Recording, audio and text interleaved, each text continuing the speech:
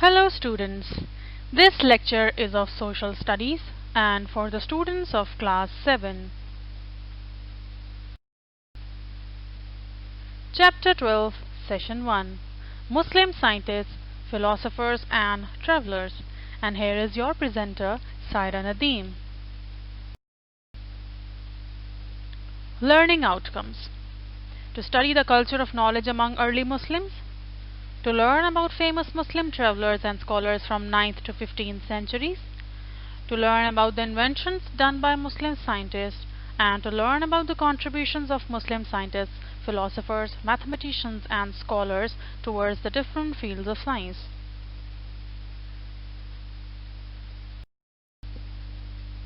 Chapter 12 is on page number 55, and on page number 55 here are the meanings of the difficult words that we are going to have.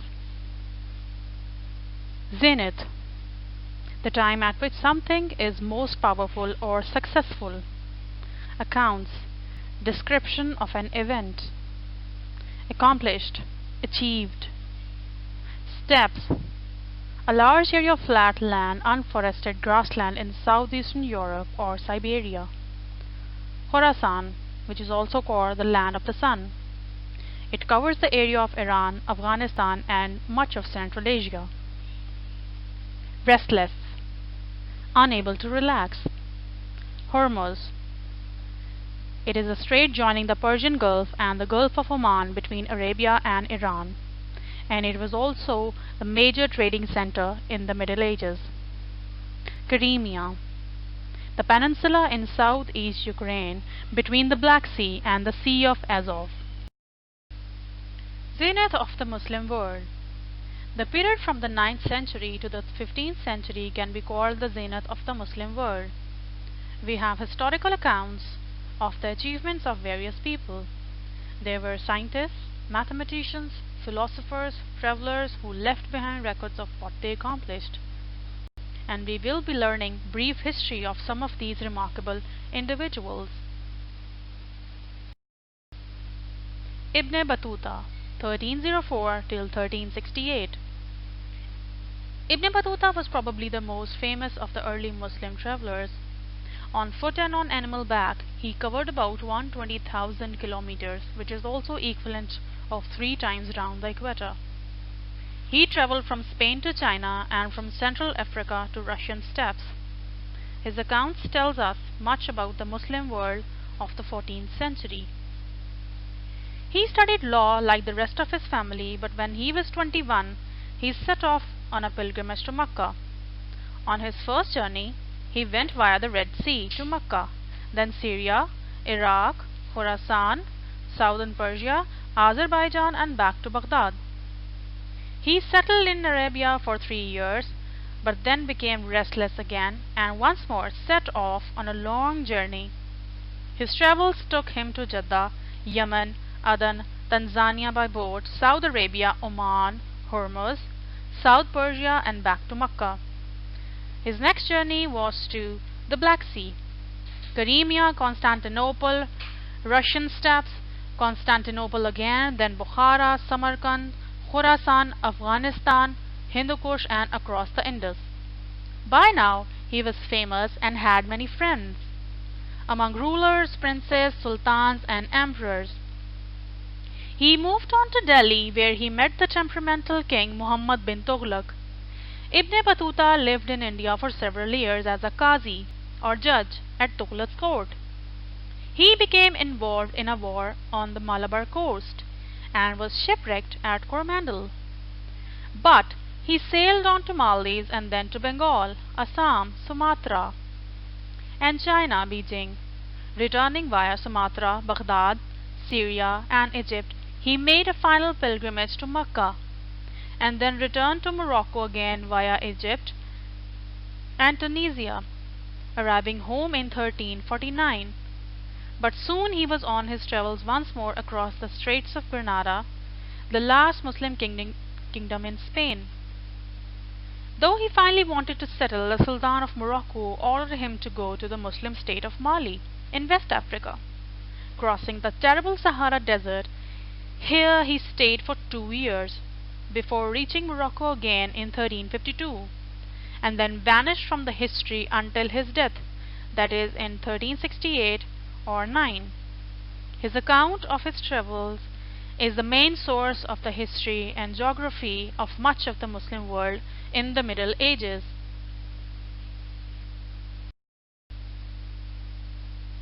Ibn Battuta, the greatest traveler. Here are the names of few of the places that he has traveled and some facts about him.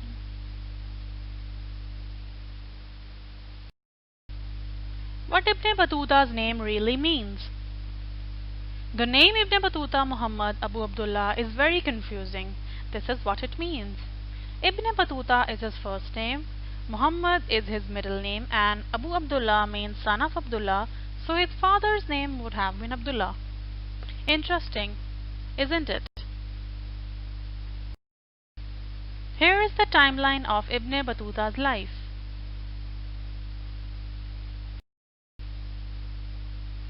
Routes of Ibn Battuta.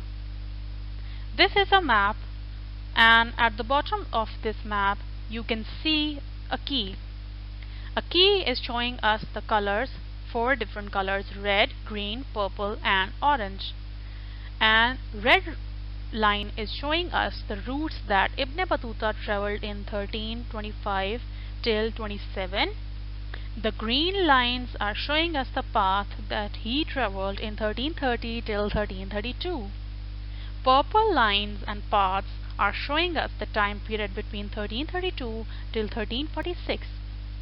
And the orange lines are showing us the routes that he has traveled in 1349 till 1353.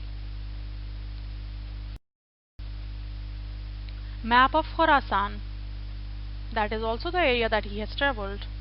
So at the bottom of the map you can clearly see the pink area is showing the Khorasan, which is covering the area of Iran, Afghanistan and Central Asian republics of Turkmenistan, Uzbekistan and Tajikistan, Kyrgyzstan as well.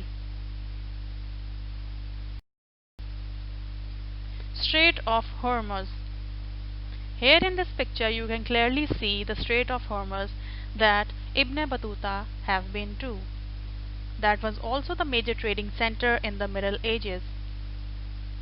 It is a strait joining the Persian Gulf and the Gulf of Oman between Arabia and Iran. Crimea, the peninsula in southeast Ukraine between the Black Sea and the Sea of Azov. Chapter 12 on page number 56 and 57. Here are the difficult words that we are going to have and the meanings are written here. Temperamental, unreasonable changes of mood. Shipwrecked, destruction of ship. Coromandel, region of Southeast India bounded by Bay of Bengal. Hebrew, native Israel language. Geography, the study of the physical features of Earth and its atmosphere. Astronomy, branch of science which deals with space and the physical universe as a whole. Sophisticated, high degree complex. Chronology, the arrangement of dates in the order of their occurrence. Astrolabe, an instrument used to make measurements typically of altitudes and celestial bodies and in navigation for calculating latitude. Meteorology, a science that deals with the atmospheric phenomena and weather of a region. Mineralogy, branch of geology concerned with the study of minerals. Al-BERUNI, 973 till 1050.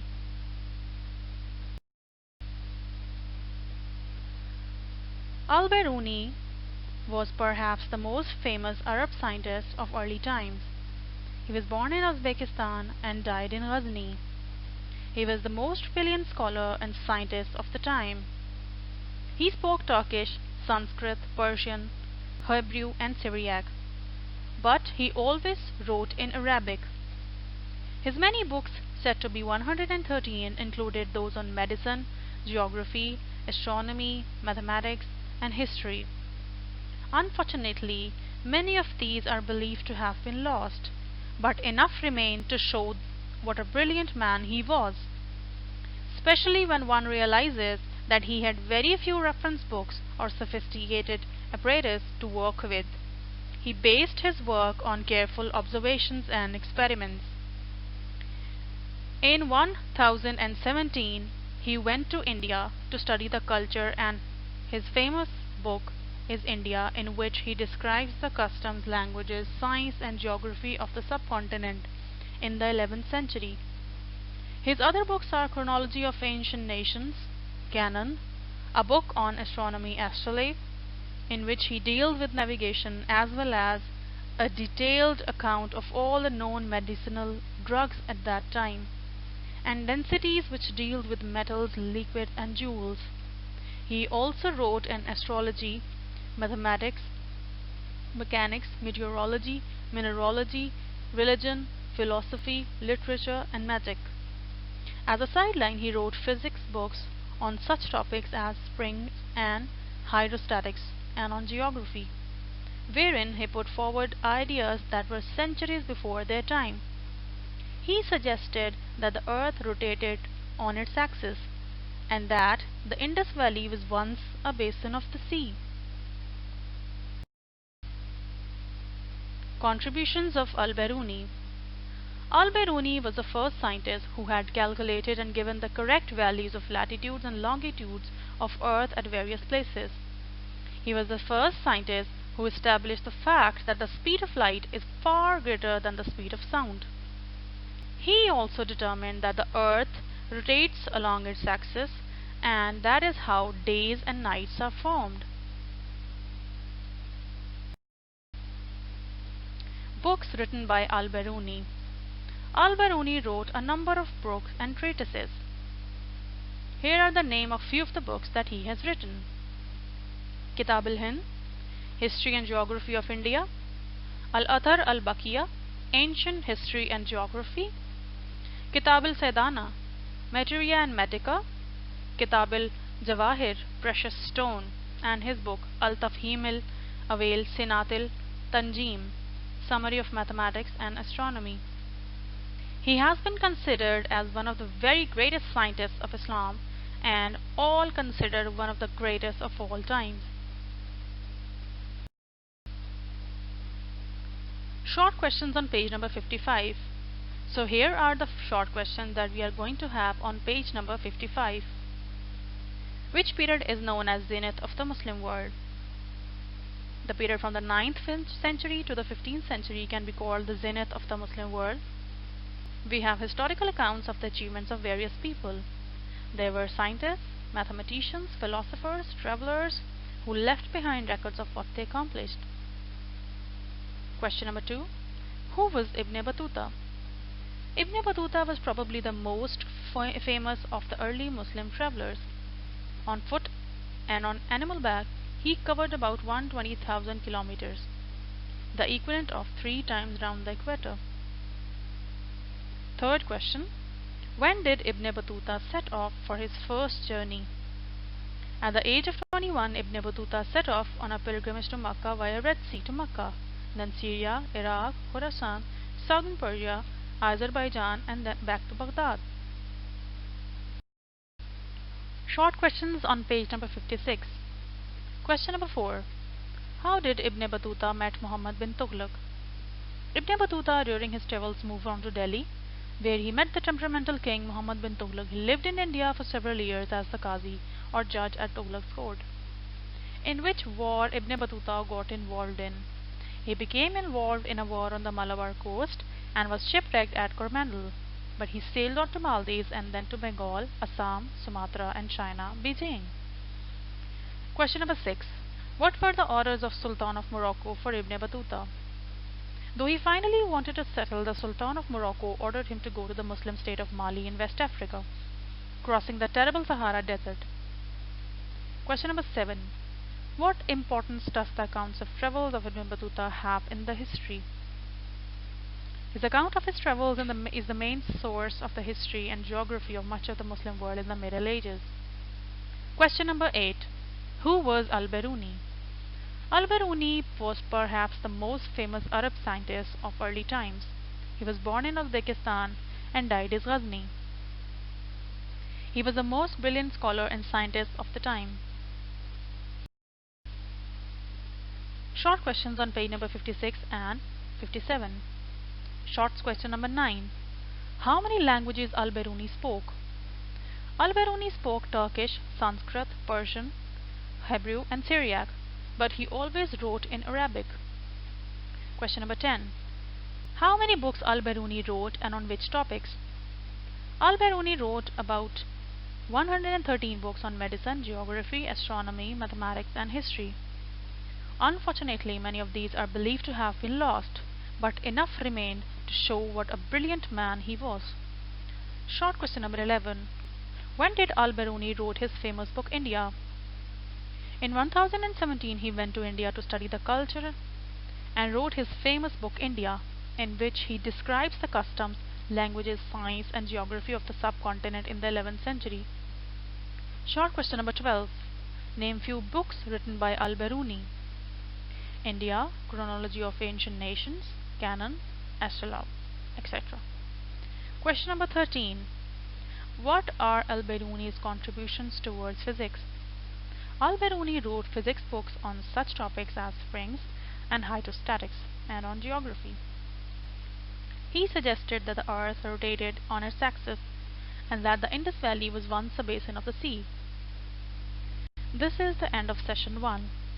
Thank you so much, students.